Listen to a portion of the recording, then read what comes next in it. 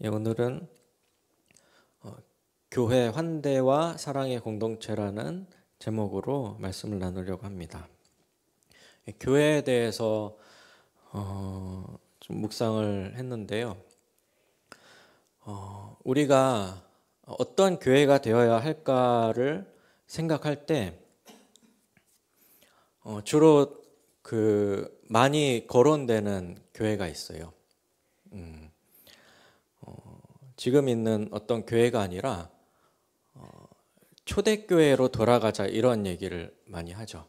그래서 초대교회가 온전한 교회의 이제 모형이다 이런 식으로 얘기를 하면서 초대교회를 많이 이제 얘기를 하는데, 그러면은 초대교회의 어떤 부분 때문에 초대교회가 교회의 온전한 모습이다라고 그렇게 얘기를 하는 것일까?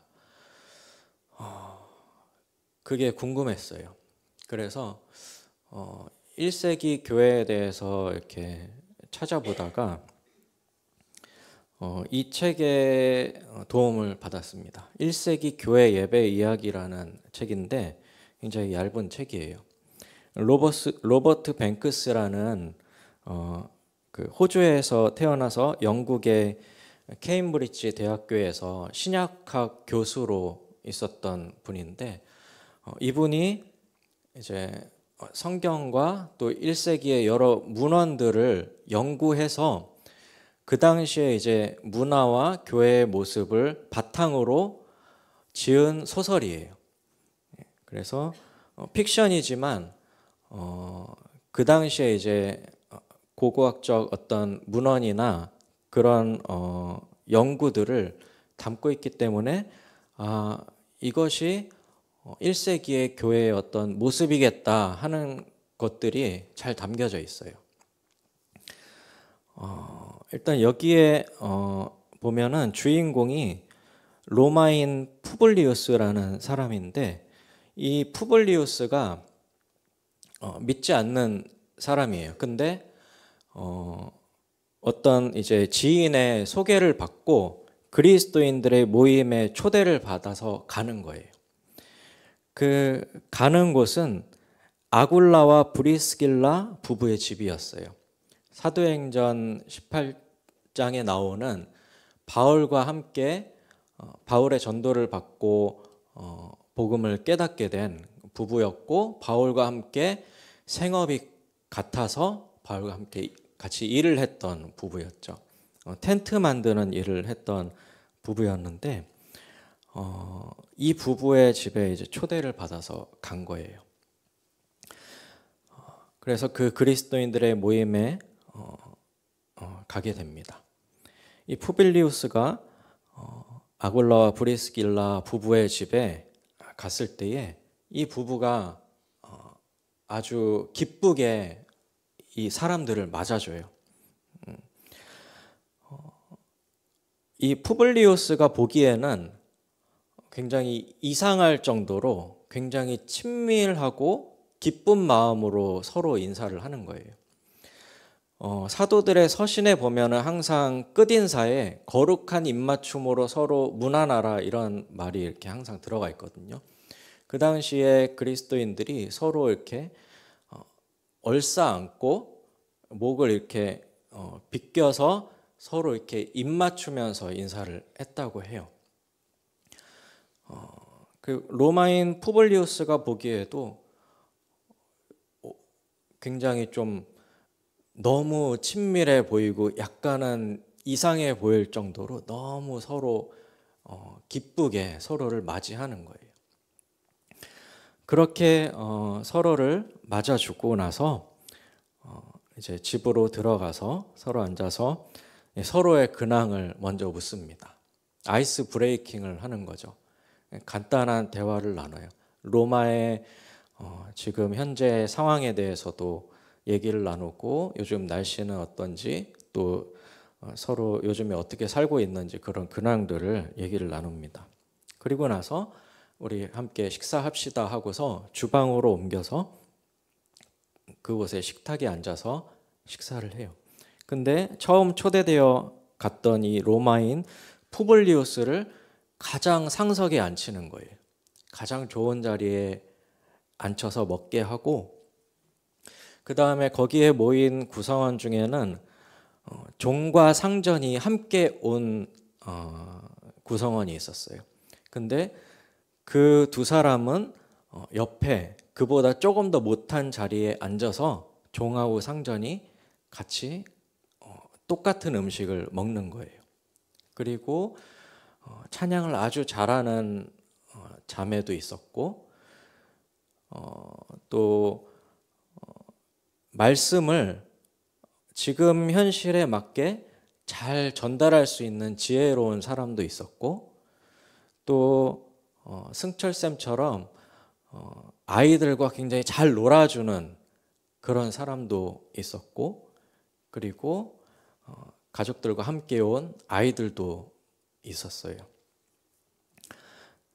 그렇게 식사를 시작할 때 아골라가 빵을 떼면서 얘기를 합니다.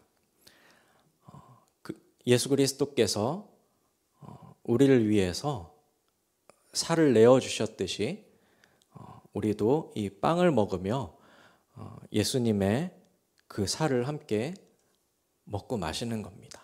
우리는 예수님의 그 사랑 때문에 여기에 모여 있습니다. 라고 하면서 빵을 떼면서 이제 교제를 하는 거죠. 현대 교회에서는 이 성찬식이라는 게 예식화되어 있죠.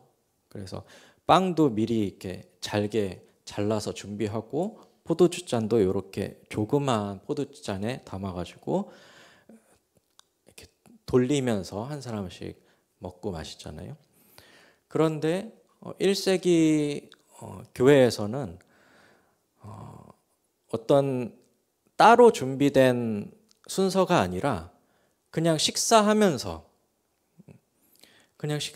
자연스럽게 자신들이 먹는 떡을 나눠주면서 예수 그리스도를 기념하는 거예요. 그리고 이 모임이 예수님 때문에 있게 된 모임이구나라는 것을 항상 상기하는 거예요. 그렇게 보면은 이 교회에서 식사라는 것이 굉장히 중요한 요소인 것 같아요. 우리 교회도 예배가 끝난 뒤에 식사를 하는데, 사실은 그게 예배가 끝나고 식사를 한다기보다는 그 식사가 예배에 포함되어 있는 순서인 거죠. 그리고 우리는 그 식사를 함께 나눌 때마다 우리를 위해서 살을 내어주시고 피를 흘리신 예수님을 우리가 함께 먹고 마시는 거구나라는 것을 항상 상기하는 거예요. 그리고 실제로 그 음식이 우리의 몸에 들어가서 그 음식이 우리 몸과 하나가 되는 것처럼, 우리도 이 음식을 함께 먹었으니 그리스도 안에서 우리는 하나구나라는 것을 날마다 기억하는 겁니다. 그리고 아까 처음에 집으로 오면서 했던 그런 환대의 인사들, 거룩한 입맞춤도 여기서는 예배의 한 부분이라고 말을 하고 있어요. 그 환대부터가 예배의 시작이었던 거죠. 그렇게 함께 식사를 하면서 먹고 마시는데, 이 로마인 푸블리우스가 보기에는 종과 상전이 함께 앉아서 같은 음식을 먹는 것이 굉장히 이상해 보였던 거예요. 로마인의 시각에서는 종은 상전의 어떤 소유물 같은 그런 개념인데, 이 그리스도인이라고 하는 사람들을 보니까 종하고 상전이 같이 앉아서 음식을 나누네. 그리고 상전이 종에게 음식을 떠다 주기도 하고 같은 음식을 먹고 하는 것이 이 푸블리우스가 보기에는 굉장히 독특해 보였어요. 그렇게 식사를 하고 나서 어떤 한 문제를 가지고 토론을 하기 시작해요. 그 문제는 노예의 해방에 대한 문제였어요.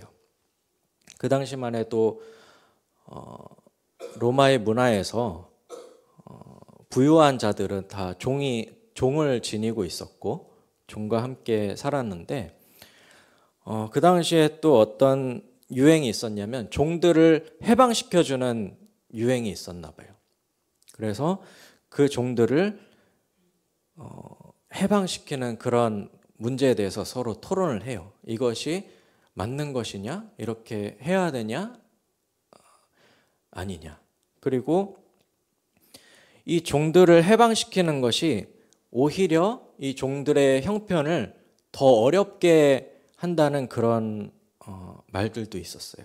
왜냐하면은 그 종이 그 상전의 소유였을 때는 그 상전의 집에서 같이 먹고 마시고 그 상전이 그 쓸 것을 공급해 줬는데 이제 너는 해방이다 했는데 종으로만 있다가 어디에 이제 취직할 곳도 없고 그러니까 그냥 이 집에 계속 머물러서 똑같은 일을 하는 거예요. 똑같은 일을 하는데도 종이 아니기 때문에 그 해방된 자유인이 되었기 때문에 쓸 것을 제대로 공급받지 못하는 그런 일들도 있었다는 거죠. 그래서 그러한 문제들로 서로 이제 토론을 나눠요. 그리고 여기 종과 같이 왔던 그 상전이 이제 그 문제에 대해서 그 사람들의 의견을 묻습니다. 어떻게 생각하냐? 나는 종을 해방시키고 싶지만 그러한 문제들이 있다 하면서 또 그것에 대해서 토론을 하면 사람들이 그것에 대해서 이제 의견을 나누다가 아굴라가 그것에 대해서 바울 사도가 쓴 편지가 있는데 거기에 종에 대해서 어떻게 하라고 나와 있었던 것 같다 하면서 바울이 쓴 편지를 베껴 쓴 집에 보관되어 있는 그 편지를 가지고 와서 그것을 함께 읽습니다. 바울이 이제 에베소서에도 보면은 종과 상전에 대해서 어떻게 하여라라고 그렇게 썼었죠. 네, 종이 그 종으로 있을 때에는 종 모습 그대로 있는 것이 좋다. 그리고 종으로서 할 수 있는 일들과 기회가 있기 때문에 종으로서 그 기회를 가지고 계속 종으로 남아서 일을 해라. 하지만 자유인이 될 수 있는 기회를 얻으면은 자유인이 되어라라고 이렇게 썼거든요. 그거를 읽으면서 바울 사도께서 이렇게 하라고 말씀하셨네요라고 하면서 그것을 나누고 그것을 이제 받아들이게 됩니다. 그리고 성경을 구약 성경을 아주 잘 알고 있고 또 일상에서 그것을 잘 풀이해주는 지혜로운 한 사람이 다윗에 대해서 이제 스토리를 얘기하면서 우리가 어떻게 살아야 되는지 그런 것들을 또 나누기도 합니다. 그리고 로마에 있는 여러 가지 문화들, 전차 경주에 대해서 이것이 윤리적으로 옳은 것이냐에 대해서도 토론을 합니다. 그리고 식사를 끝낸 아이들은 따로 서로 모여가지고 보드게임을 하고 그 아이들과 잘 놀 수 있는 그런 능력을 가지고 있는 사람이 아이들을 데리고서 재미있게 놉니다.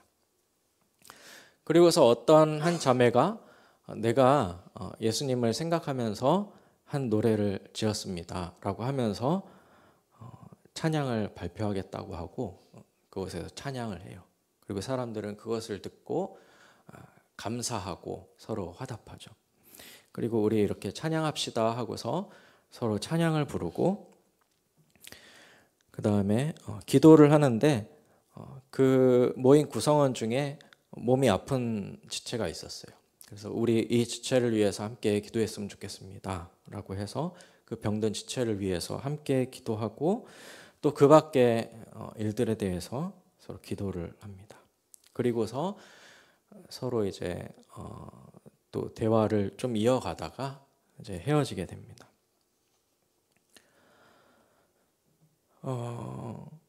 사실 여기에 나온 이 교회의 모습이 초대교회 교회 전부의 모습을 담고 있는 건 아닐 것 같아요. 그 중에 어떤 한 일부의 그런 교회의 모습을 담고 있고, 하지만 이 교회의 그런 공동체의 모습을 보면서 어떤 교회의 본질이 뭘까? 교회란 건물일까? 제도일까? 아니면 어떤 프로그램일까? 시스템일까?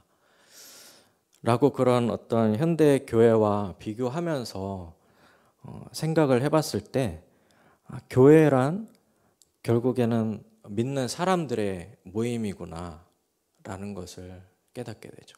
그리고 어떤 특별한 프로그램이나 어떤 능력 있는 설교자라던가 아니면은 굉장히 뛰어난 찬양 인도자가 없어도 그곳에 예수님의 마음을 품은 자들이 함께 있다라고 하면은 그것이 하나님께서 기뻐하시는 교회가 되겠구나라는 것들을 좀 생각했습니다.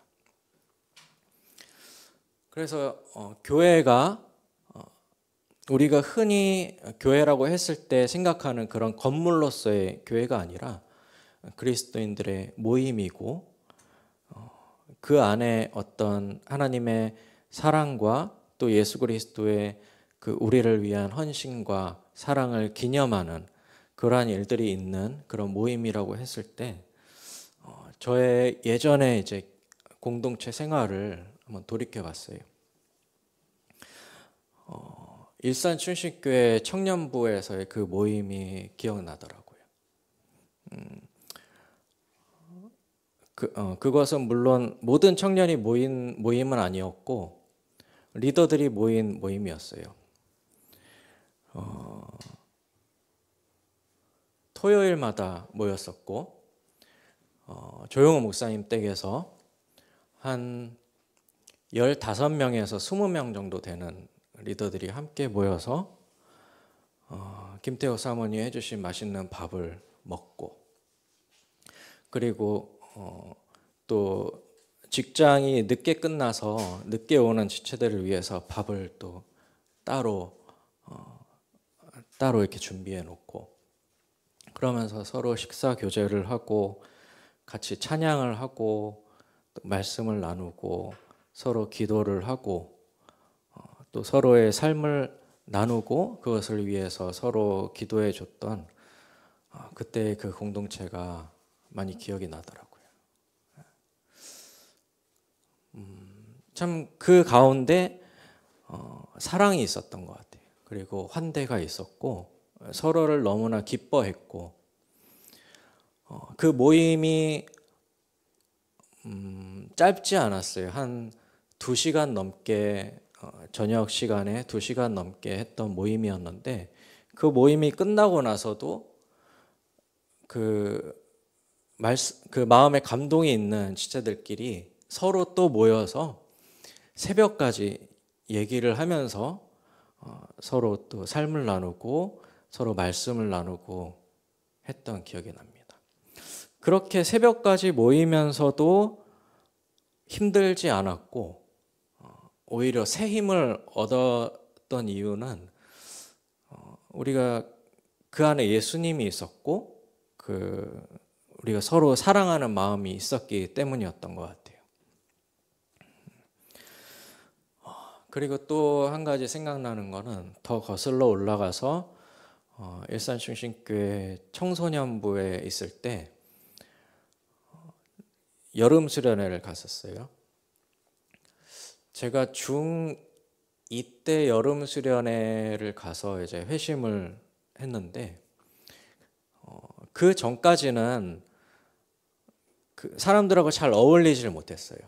왜냐하면 저는 굉장히 내향적인 성격이고 먼저 이렇게 얘기를 잘 꺼내지도 못했고, 그리고 제 믿음이 그렇게 강하지도 않았기 때문에 그 믿음 좋은 그 그룹과 잘 어울리지 못했어요. 그런데 그 여름 수련회를 가서 마지막 날 밤이었나? 그때 밤에 그 은혜 받은 그 지체들끼리 서로 너무 환한 표정으로 즐겁게 웃으면서 얘기를 하는 거예요. 게임도 하고 서로 그런 모습이 너무 아름다워 보이는 거죠. 저기가 천국인가 하는 그런 생각이 들 정도였어요. 근데 저는 너무 내향적이라 말도 못하고 멀리 떨어져서 혼자 그 밑에 쪽에 있는 계단에 앉아서 저 하늘에 밤하늘의 별을 이렇게 보면서 기도를 했어요. 하나님, 저도 저들 중에 하나가 되고 싶어요라고 그렇게 기도했던 기억이 나요. 그런데 참 신기하게도 그 아주 어리고 순수했던 그런 기도를 하나님께서 즉각적으로 응답하셨던 것 같아요. 기도가 끝나고 얼마 안 있어서 그 중에 두 자매가 이쪽으로 지나갈 때 저를 발견했어요. 그리고서 쟤 민주 아니야? 그러고서 야, 너 여기서 혼자 뭐해? 하고서 저를 데리고 그 모임에 데리고 간 거예요. 그래서 저는 굉장히 수줍게 따라갔고 그곳에서 그들과 이제 친교를 나눴고 그 뒤로 그 굉장히 친밀감이 많이 생겨서 그 믿음 좋은 그 친구들을 사귀었고 청소년부 임원도 하게 되었습니다. 또 그곳에서도 마찬가지로 그 수련회 때 그 받은 은혜와 그 사랑을 서로 흘려보내면서 우리 사랑의 교제를 나눴었던 것 같아요. 또 한 가지는 제가 신학을 하기로 마음 먹고 갔던 학교가 한영신대였어요. 잘 알려지지 않은 아주 조그만 교단의 학교였지만 제가 이제 편입해서 갔는데 그곳에 또 같은 편입생들끼리 또 주로 어울리게 됐어요. 근데 그 편입생들이 너무 마음이 너무 순수한 거예요. 그 신학을 어떤 큰 꿈이나 직업으로 그런 생각하고 신학교를 간 게 아니라 정말 순수한 마음으로 그냥 하나님을 사랑해서 왔던 사람들이 많이 있었어요. 너무 순수한 마음으로 수업을 들으면서 수업이 곧 예배였고 수업이 부흥회였어요. 수업 들으면서 너무 감격하고 막 울기도 하고 막 그랬어요. 그러면은 또 그 감격을 따로 이제 식사하고 교제하면서 서로 나누기도 하고 그러면 우리 안에 그 복음에 대한 감격이 있기 때문에 그것을 나눌 때 생명력이 있었던 것 같아요. 운동이 일어나는 거죠. 그러니까 죽어 있는 모임이면 이런 운동이 안 일어날 텐데 우리가 안에 이 충만한 생명력으로 나누니까 운동이 일어나요. 그래서 우리 이렇게 하자라고 하면서 그 당시에 이제 그 학교 앞에 있는 지하철역 앞에서 항상 찬양 일주일에 한 번씩 꼭 나가서 찬양을 하고 전도를 하고 그랬어요. 그리고 우리 저기 전도 여행도 한번 가자 해서 서로 의기투합해서 경남 거제 전도 여행도 다녀왔고 그 전도 여행에서 이제 숙소에서 서로 모여서 서로의 비전을 나누고 정말 그 복음의 감격을 나눴던 그때가 또 생각이 납니다. 그리고 제가 복음신신교회 사역을 내려놓고 한동안 교회 탐방을 다녔어요. 다른 교회는 어떤가? 왜냐하면 저는 여러 교회를 경험해 보지 못했기 때문에 일산신신교회, 복음신신교회가 거의 저의 모든 신앙의 이제 신앙을 키워왔던 곳이기 때문에 다른 교회가 궁금했어요. 그래서 이렇게 좋다는 교회, 또 이런 게 좋다는 교회 이렇게 서치해서 그것을 일주일에 한 번씩 찾아가야겠다라고 해서 적어놓고 한 교회씩 가기 시작했어요. 찬양이 좋다는 교회, 목사님 설교가 좋다는 교회, 아니면 시스템이 잘 돼 있다는 교회 몇 군데를 갔지만 그 중에서 가장 기억에 남는 교회가 나그네를 대접한다고 하는 것을 그 교회의 사명으로 삼고 있는 교회였어요. 서울 지금은 이제 송파구에 있는데 함께 심는 교회라고 하는 작은 교회예요. 그때 제가 참석했을 때는 구성원이 아이들까지 해서 한 20명 정도 되는 작은 인원이 모였고, 그것은 어떤 우리 교회 구성원들의 단단한 결집보다는 좀 우리는 느슨하게 하더라도 좀 나그네들을 많이 대접하자. 나그네들이 자유롭게 그냥 왔다가 가는 교회가 됐으면 좋겠다라고 하는 그런 비전을 품고 있는 교회였어요. 그곳에는 목사님이 직접 요리를 하세요. 요리를 해서 내어주고 그 이제 식사하고 설교도 굉장히 짧고 심플하고 설교가 뭐였는지도 잘 기억은 안 나요. 기억에 남는 건 설교하는데 아이들이 그렇게 시끄럽게 떠들고 좀 충격을 받았어요. 우리는 보통 이제 예배하면은 엄숙하게 딱 앉아가지고 설교를 듣는 건데 그냥 어떤 집에서 모이는 그런 어떤 모임처럼 이게 예배인가? 막 그런 생각이 들 정도로 그냥 애들이 그냥 옆에서 그냥 놀고 그런 와중에 목사님이 그냥 설교하시고 그러면서 설교하면서 또 이렇게 목사님하고 얘기도 하고 근데 저는 이제 그곳에서도 막 좀 수줍어했지만 거기 사람들이 그렇다고 해서 처음 온 지체들을 어떤 그 프로그램적으로 굉장히 잘 맞은 그런 건 아니었어요. 그냥 왔구나. 우리 교회는 이렇게 편한 곳이에요. 언제든지 와서 쉬다 가세요라는 그런 열린 마음이 있었지. 막 와가지고 막 형제 막 하면서 이제 잘해주진 않았어요. 그냥 편안하게 이런 그리스도인의 모임이구나. 그런 중에 그냥 자연스럽게 대화를 하고 그랬던 모임이 기억이 나네요. 이런 어떤 그리스도인들의 모임, 즉 교회 그런 것들을 경험했을 때 제가 그 밖에 여러 교회들을 다니다가 중단했어요. 몇 군데 가다가 더 많이 갈 필요는 없겠다. 왜냐면은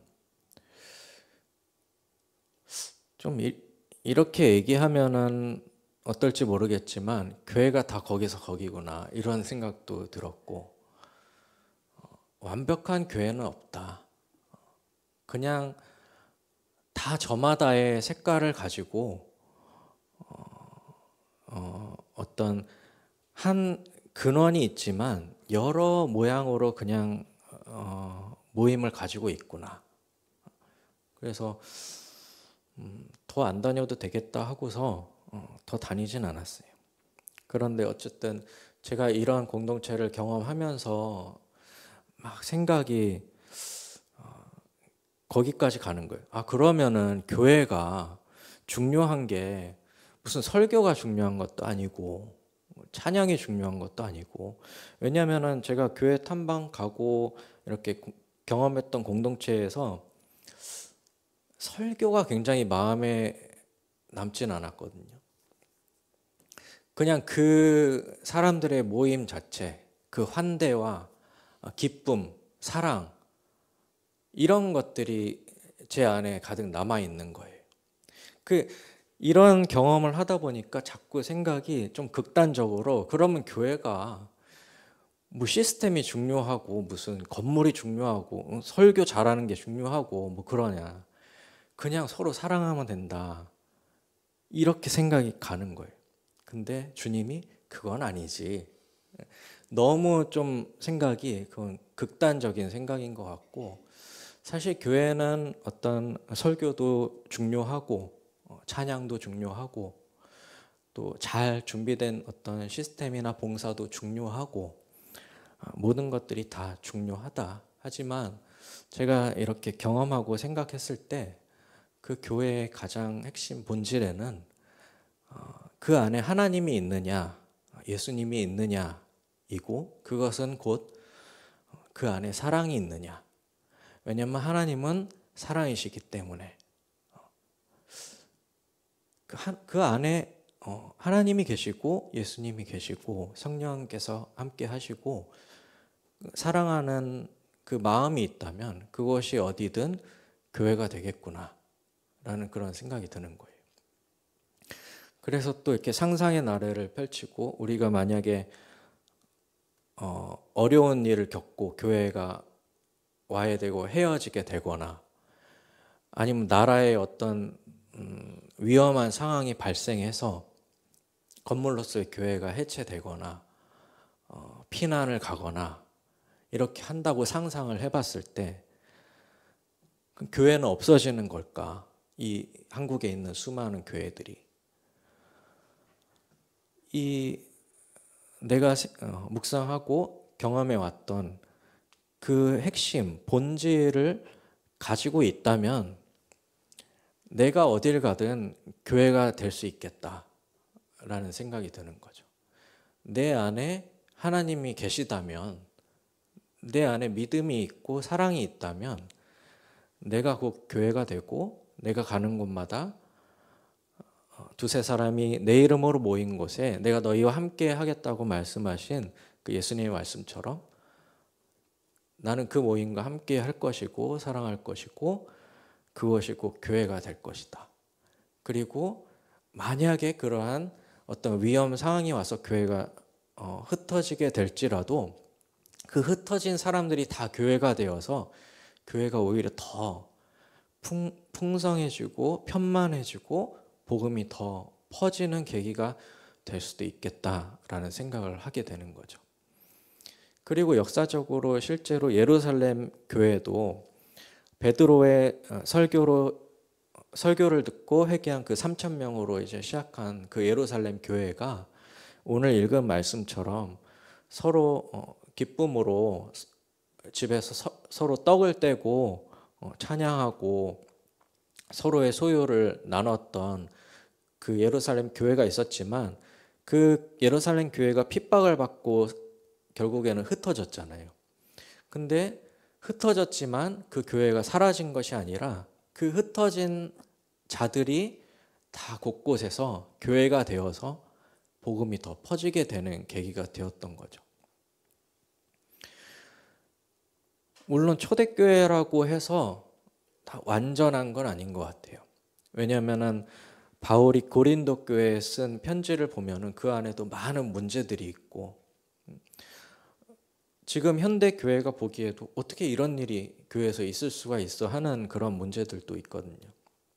그렇게 봤을 때 그러면은 초대교회가 가장 완전한 교회고 점점 타락해서 지금 현대 교회가 있고 더 타락해서 종말이 있는 것이 아니라, 교회는 언제나 그 안에 하나님의 권능도 함께 하지만 완전한 교회가 없고 부족함들이 항상 있어 왔고, 또 요한계시록의 7교회들도 칭찬도 있지만 책망도 받잖아요.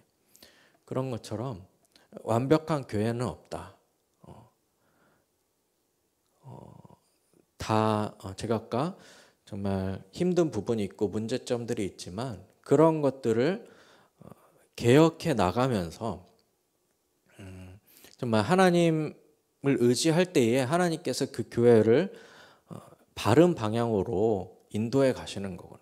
그런데 그 핵심을 놓친 교회는 타락하게 되는 거고, 그 핵심을 다시 붙들면은 하나님께서 다시 회복시키시는 거고, 그러면서 역사적으로 보면 교회가 굉장히 복음의 빛을 발했던 때도 있었고, 어떤 중세 시대의 암흑기처럼 사람들이 말씀도 모르고 성직자들이 부패하고 이런 때도 있었고, 그러나 다시 개혁을 통해서 다시 회복했을 때 다시 복음이 충만해지고, 그러면서 다시 또 타락했을 때 다시 부흥사들이 다시 말씀을 전하면서 어떤 교회가 이렇게 더욱더 퍼지는 그런 역사가 계속 흘러가는 것을 봤을 때, 우리가 교회로서 이 본질을 놓지 말고 계속 나를 개혁해 가면서 하나님이 기뻐하시는 교회가 되도록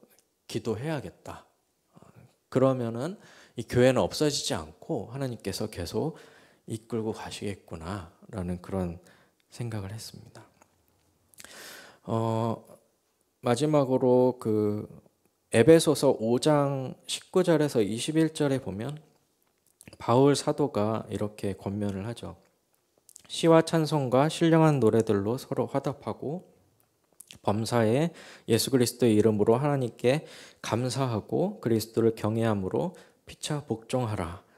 그리고 그러면 하나님께서 영광스러운 교회로 세워서 거룩하고 흠이 없게 하실 것이다 라고 하신 것처럼, 우리가 우리 안에 하나님의 말씀과 하나님의 사랑을 품고 그것을 흘려보낼 때에 하나님께서 우리를 영광스러운 교회로 세우시고 거룩하게 하실 것입니다. 그리고 온 백성에게 칭송을 받게 하시고 구원받는 사람을 날마다 더하게 하실 것이라고 생각합니다.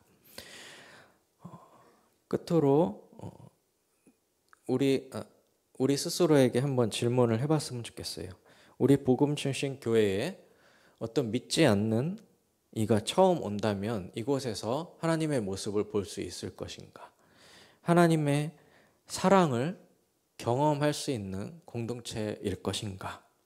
그리고 그가 그 사랑에 감화받아 믿음을 가지고 그리스도인이 될 수 있을 것인가? 라는 그런 질문을 해보면서 마쳤으면 좋겠습니다. 그런데 이렇게 끝나면은 어떤 많이 부담이 되는 것 같아요. 그렇죠? 어떤 환대와 사랑의 공동체, 그러면은 환대해야 됩니다. 여러분 사랑하십시오. 이렇게 끝나면은 저 자신부터가 자신이 없고, 이거 내가 못하는 건데 내가 하고 있나? 주님, 저는 극아이예요. 환대라니요. 제가 환대받고 싶어요. 이런 생각이 들죠. 그래서 제가 말씀을 닫으려고 하다가 주님께 주님, 저는 못하지요 라고 하면서 주님께 물었어요. 주님, 저는 그렇게 환대할 수 있는 사람이 못 됩니다. 제 가족도 사랑하지 못하고 제 자신도 사랑하지 못하는 존재입니다. 그런데 그렇다고 하면은, 내 안에 사랑이 없다고 하면은 그것을 구해야죠. 주님께서 구하라라고 말씀하셨어요. 구하라, 너에게 주겠다. 두드리라, 열릴 것이다. 네가 그러한 공동체, 네가 묵상하고 그렇게 꿈꿨냐? 그럼 내게 구해라. 그러면 이룰 것이다.